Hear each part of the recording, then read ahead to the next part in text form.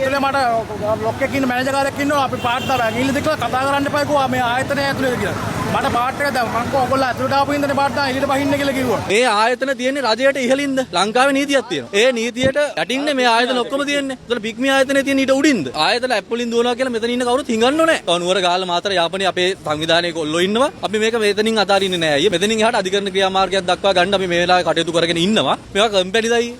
මාර්තු මාසයේ උපාධිගුරු ග්‍රාමලේදාරි සම්මන්ත්‍රණවලදී අනුමාන ප්‍රශ්නපත්‍ර 100ක් නොපෙළී දේශක දමින්ද දිසානායක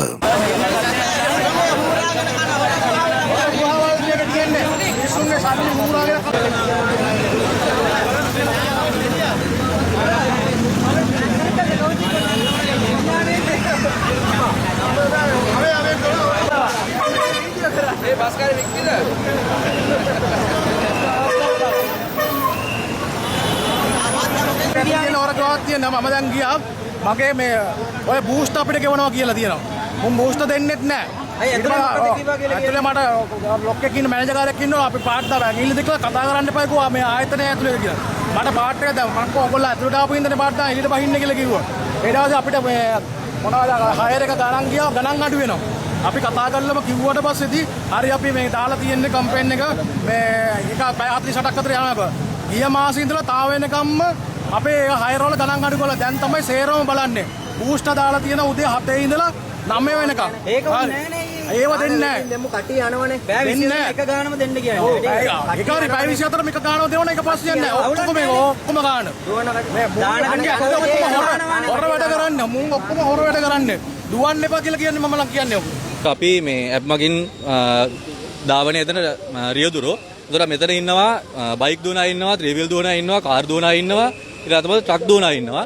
එතකොට අයියේ මෙතන අපි ඇප් එකක් මාර්ගයෙන් හයර් දිව්වට අපි මිනිස්සුන්ගෙන් අපි කියන්නේ අපි යන පාරිභෝගික හුරගෙන කන එකක් නෙමෙයි අපි මෙතන කරන්නේ. අපි කරන්නේ ඇප් එකෙන් අපිට කියන්නේ පළවෙනි පාර්ශවයේ අයියේ කස්ටමර්, දෙවෙනි පාර්ශවයේ රියදුරා. එතකොට මේ ඉන්නේ තුන්වෙනි පාර්ශවයේ. ඒ කියන්නේ අපිව සම්බන්ධ කරන මේ බෝකර් තමයි මේ ඉන්නේ. එතකොට එන එක හයර් එකකින් මේගොල්ලෝ ගන්නවා කමිෂන් එකක්. මේක මිනිස්සු දන්නේත් නැහැ. කමිෂන් එකට අමතරව අයියේ ඉන්ෂුරන්ස් එකට කියලා ගාණක් කපනවා. කස්ටමර්ගේ ඇප් එක කස්ටමර් පාවිච්චි කරනවට ගාණක් කපනවා. ඒ දෙකම කපන්නේ රියදුරාට මේ එන ගාණෙන් කමිෂන් එකට අමතරව. එතකොට 115යි 10යි 12යි කිව්වට මේගොල්ලෝ ඕවරෝල් ඒ ගාණත් එකතු කරපුවම 120ක 30ක ගාණක් 120ක් 118ක් 20ක් 22ක් විතර එන ගාණක් කපනවා. එතකොට අයි අපි කියන්නේ දැන් ඉන්ධන මිල වැඩි වෙලා තියෙනවා. ඒක අර්බුදයක් නේ ලෝකෙට බලපාන අර්බුදයක්.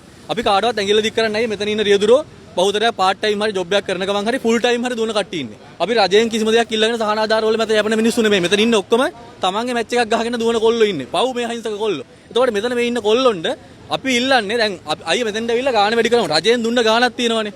ත්‍රිවිල් එකට මෙච්චර ගාණක් වැඩි වෙන්න ඕනේ. එතකොට මේ ආයතන තියෙන්නේ රජයට ඉහළින්ද? ලංකාවේ නීතියක් තියෙනවා. ඒ නීතියට යටින්නේ මේ ආයතන ඔක්කොම තියෙන්නේ. එතකොට පිග්මි ආයතනයේ තියෙන ඊට උඩින්ද?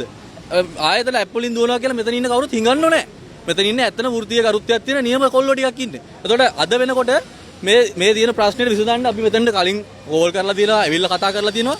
කිසිම දෙයකට විසඳුමක් දෙන්නේ නැහැ අයියේ. එතකොට අපි ඉල්ලන්නේ හරි සාධාරණ ගාණක් දෙන්න. එතකොට රජයෙන් අපිට රියදුරාට යන්න දිනවා කියන ගාණට ඒ ගාණ මෙයාට දෙන්න. ඊට පස්සේ එතනින් එහාට එන ගාණෙන් කමිෂන් එක කපා ගන්න. ඒක ප්‍රශ්නකුත් නැහැ. දැන් ගාණ වැඩි කරනවා කියලා කමිෂන් එක ඒ ගාණම තිබ්බම අයියේ ගාණ වැඩි කරලා කමිෂන් එක අර ගාණම ගන්නවා. එතකොට වැඩියෙන් එන ගාණත් ආපහු අනිත් පැත්තෙන් ගිහින් දෙන්නේ කම්පැනියටමයි. හයර් එක ගන්න යනවා සාමාන්‍යයෙන් අයියේ දැන් ත්‍රිවිල් කිලෝ එකමාරක් දෙකක් ත්‍රිවිල් එක යනවා. බයික් එකක් 3ක් 4ක් යනවා. ට්‍රක් එක ගත්තොත් 5ක් 7ක් 8ක් යන්න වෙන වෙලාවල් තියෙනවා. සමහරට ලීටර් එකකට විතර වේස්ටේජ් එක. ඒකට ගෙවන්නෙත් නැහැ. ළමකට ගියාම කැන්සල් කරනවා. ඒකට ඒවා මොකුත් විසඳුමකුත් නැහැ. හැබැයි ඕවරෝල් අපි කියන්නේ මේ ඉන්න මෙතන ඉන්න ඔක්කොම මෙතන රැස් වෙලා තියෙන මිනිස්සු ඉන්නවා. තව නුවර ගාල්ල මාතර යාපනයේ අපේ සංවිධානයේ කොල්ලෝ ඉන්නවා. අපි මේක මෙතනින් අතාරින්නේ නැහැ. අයියේ මේ දිගටම මේ විදිහට කරගෙන යනවා. මොකද මෙතනින් එහාට අධිකරණ ක්‍රියාමාර්ගයක් දක්වා ගන්න අපි මේ වෙලාවේ කටයුතු කරගෙන ඉන්නවා.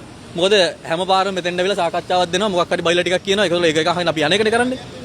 අනිවාර්යෙන් රජයත් මේකට මැදිහත් වෙන්න ඕනේ අයියේ. මොකද අපි රජයට කිසිම දෙයකින් අපි රජයෙන් සහන ආධාරයක් ඉල්ලන්නේ නැතුව ශ්‍රම බලකාය මොකක් හරි විදිහකට මෙහෙම ගේමක් ගහගෙන යනවා නම් රජෙන් සපෝට් එකක් තියෙන්න ඕනේ. මේ වගේ අවස්ථාවකදීවත් රජයේ නීතියට මේවා නියාමනය කරලා ගන්න ඕනේ. ඊට පස්සේ ඒගොල්ලෝ රජයෙන් දෙන දේ මේගොල්ලොන්ට බලපෑත් වෙන්න ඕනේ. දැන් අද කියනකොට කියනවා තව දවස් 3ක් 4ක් යයිලු පැය 48ක් යයිලු අද දෙන්න පුළුවන් වේද දන්නේ නැලු. එතකොට ඒ වෙනකන් තෙල් ගහන්නේ නැද්ද අපි? තෙල් ගහන්න ගියාමත් අයියේ දැන් පෝලිං නැහැ. පෝලිං ටිකක් අඩුයි. හැබැයි ඒත් සමහර තැන්වල පෙට්‍රල් නැහැ. ඒතකොට අපිට දවසක් යට දවසක් තෙල් ගහන්න තියෙන්නේ. තෙල් කෝටා එක අඩුයි. එතකොට මේ වෘත්තිය කරගෙන යන්න මේකට ගොඩක් ප්‍රශ්න තියෙනවා. ඉතින් එහෙම තියෙද්දිත් මේගොල්ලන්ට තාම බැරි වෙලා තියෙනවා නම් මේ වෙච්චර මේ රියදුරෝ ලක්ෂයක් විතර දුවන කම්පැනි එකට බැරි වෙලා තියෙනවා නම් ඒගොල්ලොන්ගේ රියදුරෝ වෙනුවෙන් කතා කරන්න මේවා කම්පැනිදයි. ඇහැරෙන්න නැගිටින්න YouTube අවකාශයේ ටොප් නිවුස් සමග